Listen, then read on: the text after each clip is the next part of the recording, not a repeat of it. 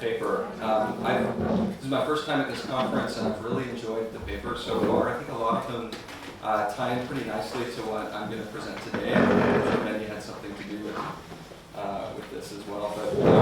But today what I'll be talking about is the role of performance metrics, accounting-based performance measures, in shaping the optimal form of optimal contracts, and then relatedly the implications of those contracts on the actions that agents take, their incentives over production.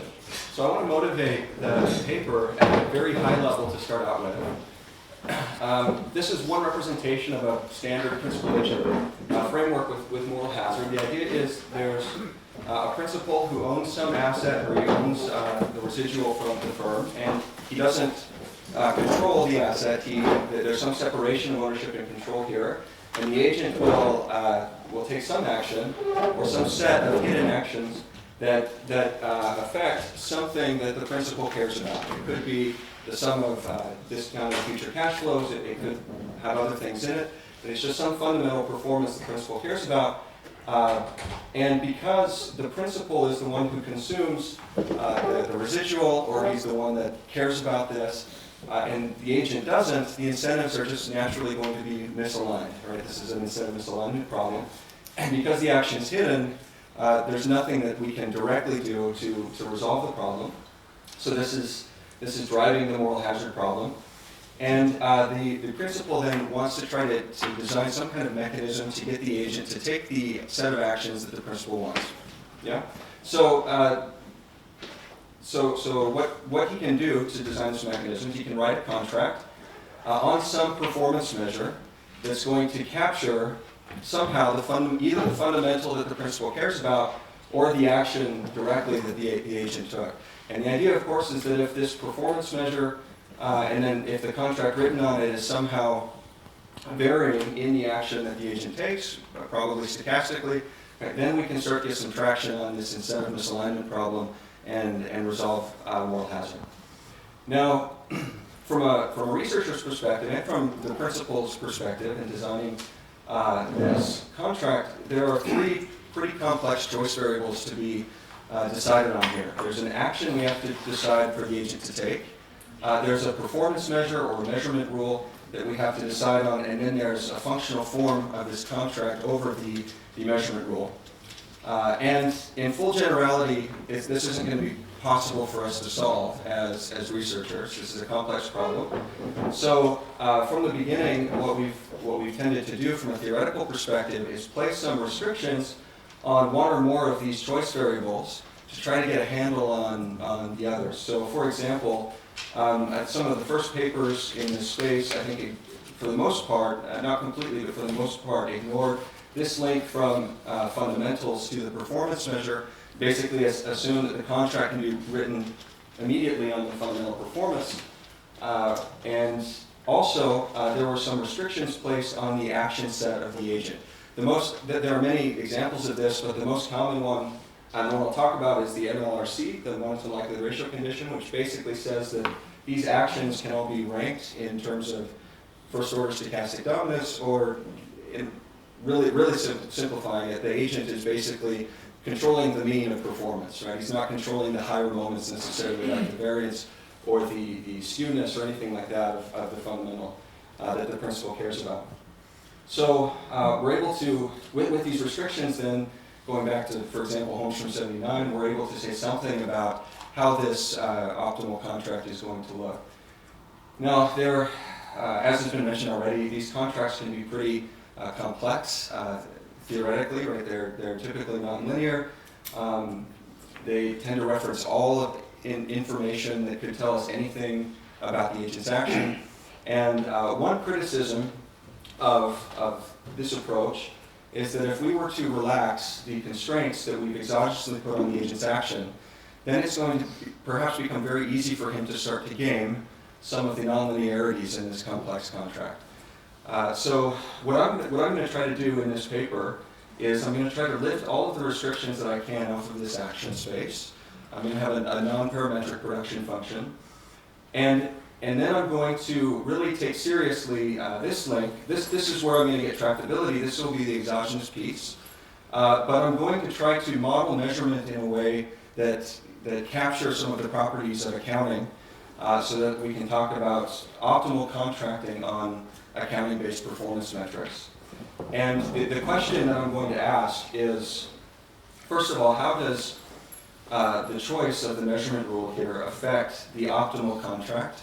And then second, how does this, you can think of this as a composite mapping from what the principal cares about to the agent's compensation, right? How does this piece of the mapping affect the inference that we draw when we see contracts that are perhaps nonlinear, and how they would affect the actions then that the agents take? Okay, so the space I'm going to, the playground I'm going to be in here is this picture, which we've already seen. This is from Kevin's very famous, one of his very famous papers that documents that accounting-based bonus plans tend to take this form. There's some lower performance threshold below which no bonus is awarded. Then there's a positive hurdle bonus here, an incentive zone that could be linear, could be concave, convex. Then above some upper performance threshold, there's a cap, there's a bonus cap, right? And the criticisms of this type of contract, we've heard some of them already. Once, let's say the agent has a lot of degrees of freedom here, he's not just taking one action in a one-shot game. Maybe he's exerting effort continuously over time, for example. Once this threshold is reached, then there's no more incentive to keep working. So he can kind of slack off, go into his office, watch some Netflix, and pull out the scotch, which is hopefully after I get promoted, that's what I'll do for a while. Down here, right below the lower performance threshold, we have the opposite problem, right? We have an infinite marginal incentive here, and you could have the agent destroying a lot of long-term value, perhaps around here, maybe cutting back in R&D to try to boost reported performance and get this hurdle bonus. So what I'm going to do in this paper, is I'm simply going to point out that this is only half of the mapping between or from fundamentals to the agent's compensation. Right? It's the second half. The first half is the measurement component. And there's a performance measure down here, and the way in which this performance measure is created and the properties that it have also are going to play a role in what this shape implies for the incentives of the agent. And what I'm going to show in a theoretical framework is that a certain class of accounting rules that would either err heavily on the side of non-recognition of gains and losses, or one that's going to err heavily in the opposite direction on the side of recognition of gains and losses when none actually exist. Either one of those can result in an equilibrium contract that has more or less this shape with caps, floors, and a hurdle bonus. And the implications on the agent's action, whether that's going to destroy incentives, let's say in that capped region or just below the hurdle, it depends on which one of these accounting rules is in place generating the performance measure. Okay, so with that as a broad introduction of what I'm doing, I'm going to start by setting up the model, show you how I lift some of those restrictions from the agent's action space and give him a lot of freedom in gaming the nonlinearities in this contract. Then I'll show you how I model measurement and how it's related to accounting, and then the implication for the shape of the contract. And we'll get into some of the results probably just in the last 5 minutes or something. This will take most of the time that I've got. So I want to start by contrasting the way that I'm going to model production with a very standard approach. So let's assume this is what the principal cares about. This is the fundamental performance. Here's a distribution over fundamental performance. It could be, for example, a normal distribution, or it could be anything. But the key here is that the distribution is parameterized by the agent's input. You can think of it in this case as effort. And then higher effort is going to come at a higher personal cost, C of A. And higher effort is going to shift the mean of this distribution around. Right? My approach is going to be very different. It's going to, I'm going to leverage an assumption that was made in Holmstrom and Novgren 87 on the front end of that paper, but that, as far as I can tell, hasn't really been used since then. The assumption is that instead of controlling a parameter that affects this distribution, the agent's going to choose the distribution non-parametrically. So here I've got n fundamental outcomes, pi 1 to pi n, and the agent is choosing a discrete probability, each of these discrete probabilities independently. Okay, and then there's a cost, C of p. It's a function of the entire vector of probabilities. Now, of course, the agent can still move the mean of this distribution around, but he can also control the higher moments, right? The variance, the skewness, the kurtosis. He can engage in real activities manipulation around a threshold. You can get all kinds of distributions here. Basically, anything that you can think up, in principle in this model, the agent could implement that distribution. Of course, some distributions are going to be very costly. They could be prohibitively costly to implement. That's all going to be implicitly buried into this cost function. That complexity, for the most part, I'm just going to ignore, but it's in here in principle. All I'll assume about the cost function is that any distribution without full support is going to be prohibitively costly to implement. So this will guarantee that I get interior solutions. Okay, so that's how I model production. Let me move to the measurement piece. So the blue distribution, that's fundamentals, and that's unobservable in the model. The red distribution, that's the performance metric that we can contract on. And there will be a mapping from fundamentals to the performance measure that consists of n squared conditional probabilities. All right, so if there are n fundamental outcomes for each one, there's a probability of getting any one of these accounting reports, these earnings metrics. And specifically, lambda ij will be the conditional probability of xj given pi I. Okay? There's going to be n of these for each one of these fundamental outcomes. So I can compile them into a matrix that I'll call the measurement matrix, and it's just got all of these conditional probabilities that characterize the measurement system. Let me give you some examples of the kinds of measurement rules I could capture with this model. A measurement matrix that's the identity function, or the identity matrix, would capture something like perfect measurement. Fundamentals get reflected perfectly in the performance measure. Here's a class that I'm going to be focusing on in this paper. It's a false negative recognition, or measurement rule is what I'm calling it. It's going to feel something like historical cost accounting. The idea is, so the measurement matrix will have the main diagonal will still be positive, but then there will be this column right at 0 that also has positive entries. And what that means is that with some probability, a fundamental gain or loss is going to be recognized in earnings, but with some probability, the accounting system is going to ignore that gain or loss. Right? So you can think of historical cost accounting. You put an asset on the balance sheet, the asset's economic value could increase or it could decrease, but the accounting system's historical cost is going to ignore those changes in market value or in the value and use of the asset. You can have a more asymmetric version of this, where the probability of recognizing a loss is higher than the probability of recognizing a gain. So this would be like historical cost accounting with impairments. We write the asset down, but we don't write the asset up. Or like lower of cost or market for valuing inventory, that kind of thing. Okay, so this is one class of recognition rules I'll look at. Another class is basically the symmetric case. I'll call it false positive recognition, and the idea here is simply that in the face of uncertainty, the accounting system is going to err towards recognition of a gain or loss rather than non-recognition. So you can imagine something like mark-to-market accounting perhaps capturing this. Maybe the value and use of my asset hasn't changed, but the market prices for the asset are fluctuating. And if I use fair value accounting, then I recognize those changes in value, even if the value in use isn't affected by the price that an outsider would pay for the asset. That would be one example, perhaps. The measurement matrix looks like this. It has a row of positive entries here, and then the same diagonal with some positive entries. This one's going to induce some kind of dispersion in the performance measure, whereas the last one made the performance measure a lot tighter relative to fundamentals. So you can have an asymmetric case as well, and the interpretation is very similar to what I mentioned before.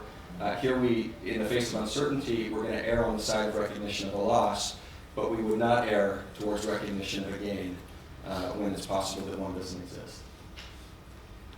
Okay, so let me now dive into Let me combine them. I'm going to start by looking at contracts and the effect of contracts on production, first assuming a perfect measurement system, or we can perfectly observe the fundamental. Okay, and I want to contrast my approach here with a more traditional parametric approach. So what I'll do is I'll assume that some arbitrary contract that's identical in each of these two cases implements the exact same distribution. One's continuous here and one's discrete, but I'll assume that they're essentially the same.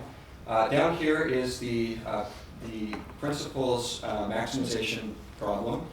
We've already seen it today. So the principal is deciding on an action to incentivize and a contract to incentivize it. His objective is to maximize his expected fundamental performance, pi, minus the expected compensation he has to pay to the agent, subject to a participation constraint and an incentive compatibility constraint. The agent's action is hidden. The contract has to be such that the agent wants to take this action A. And in my case, it's the same. The only difference is that this action here is an entire vector of probabilities, whereas here it's just a single parameter. And this is really key in getting some added tractability. So under certain conditions, we can replace in the standard setup the agent's incentive compatibility constraint with the agent's first order condition for a maximum. And the only thing I want to point out here is that there are infinitely many contracts that will satisfy this condition. The idea is that the agent chooses one parameter, and the principal can design the contract in any which way he wants. So he has much more control or degrees of freedom through which to control the agent than the agent has through which to control production. In my setting, that's not the case. The agent has at least as much control in choosing production as the principal has in controlling them through the contract. And so there's only one contract that will get the agent to implement any given distribution here. So let me show you what I mean by changing this arbitrary contract into one with caps, floors, and a hurdle to see what the effect is on the agent's action. So in the parametric approach, what happens, once I introduce a floor or a cap, I'm going to reduce the penalties and rewards that an agent receives when performance falls either in the floor or the capped region. Both of those things are going to cause the agent to shirk, right? The rewards for really high performance are low. The penalties for really bad performance are also low. That'll cause this A to go down.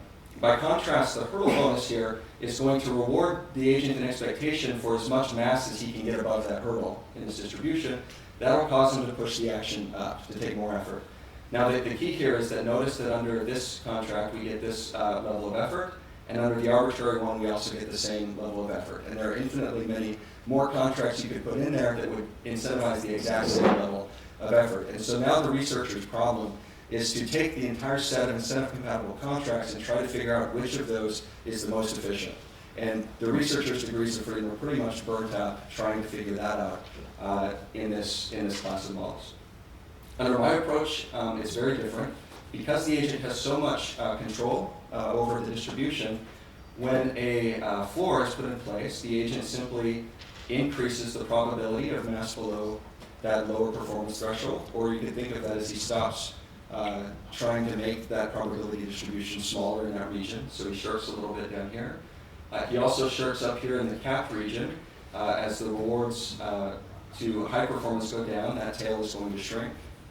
And then around this hurdle bonus, lower performance threshold, there's just going to be a discontinuity right at that point, where the agent gets a marginal benefit here to exceeding that point.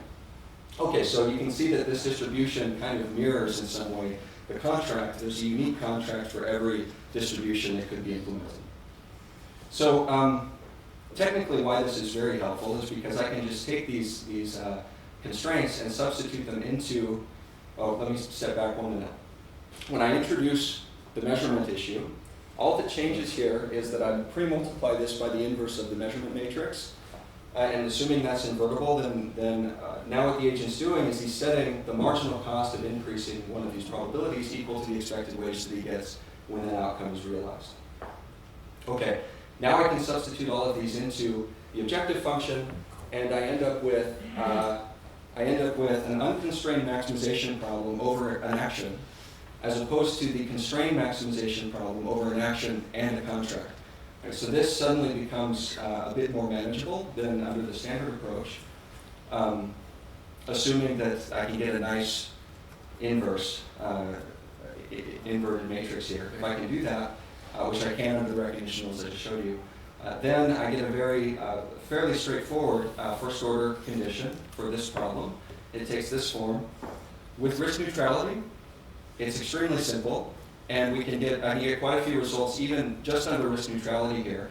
The key is that the agent simply sets the marginal cost equal to the principal's benefit for each of these probabilities. Right? He'll increase that probability to his cost of increasing a little more is equal to the principal's payoff. And that's independent of the measurement rule. Any nonlinearities in the measurement rule are going to be undone by an optimal contract, and the action will be the same in every case. So now let me, in the last few minutes, apply that result to these two classes of recognition rules. The first will be a false negative recognition rule. This is one where, in the face of uncertainty, we're erring on the side of non-recognition. It's like the historical cost accounting. So here I'm going to start from perfect measurement, and then I'm going to start to layer on some additional assumptions here so you can see what happens to the action in the contract. So the agent's risk neutral at this point. Now I'm going to introduce some false negative noise, right? So now I'm erring on the side of non-recognition. It makes this distribution of the metric tighter. In order to get this same set of marginal costs, this is the marginal cost of increasing each of these probabilities. So in order to get the same action, the principal has to make the contract steeper, as there's more noise of this type. I'm going to make one more change to the noise, one more assumption. I'm going to assume that the probability of recognition is increasing in the magnitude of the gain or loss. Right, so the bigger the gain or loss, the better the chance is that something is there, that I can detect it, and I'm going to go ahead and recognize that gain or loss with a higher probability. If I do that, then an S-shaped contract becomes uniquely incentive compatible for the first best action. If I add some asymmetry, then this contract is going to shift a little bit. Intuitively, what's going on is the agent is setting the marginal cost equal to the expected wage, and that wage is basically a linear combination of this one and this one, where the weight is the probability of non-recognition. And so as I start recognizing gains less and less, more and more weight is being put on this payment, and so this wage has to go up more and more to do it. Okay, if I layer in now, finally, risk aversion. I think I've got just a couple minutes. If I layer in risk aversion here, what's going to happen is all of these really high payments are going to be really expensive for the principal. He'd like to try to reduce some of these payments, and he can get the same productive activity up here by reducing these payments and increasing this one at the same rate, because these marginal costs are just a linear combination of two payments. So you squeeze them together at the right rate, you get the same productive action, but it's not without cost, because this particular marginal cost is going to increase. So you get, first of all, if we now look at the shape of this contract, it looks something kind of like an S-shaped contract with a floor, with a big hurdle right here around 0, and then an incentive zone, and then something kind of like a cap. Perfect. And then we do get some productive distortion around the hurdle in this case, but not quite as much as would be implied if we only looked at the contract and didn't look at the measurement rule driving it. The last one is false positive recognition. I'll walk through this quickly. This is where when nothing happens, there's a chance that I accidentally recognize a gain or loss. Here, noise doesn't necessarily do anything if it's symmetric, because this marginal cost is a linear combination of low and high payments. If I make that noise asymmetric, now this payment has to increase, because this marginal cost is a linear combination of low payments and this payment. And then if I layer in risk aversion, now there's all of this probability mass out here, the performance measure. The agent's exposed to a ton of compensation risk. The principal's going to have some benefit to squeezing those payments closer together in the tails to try to relieve some of the risk premium. But in this case, it definitely will come with some productive inefficiency in the tails, just as has been discussed in prior literature. So in summary, this paper at a very high level is just trying to point out that the incentives imposed on the agent are a function not only of the functional form of the contract, but also the properties of the performance metrics that the contract's written on. I'm able, using just two measurement rules under either one of them that seem plausible from an accounting perspective, to generate this thing. But whether or not you get predictive distortion depends on which measurement rule is being applied. So I'll stop there, and I'm sure plenty of the caveats will be brought up next. So thank you very much. Thank you.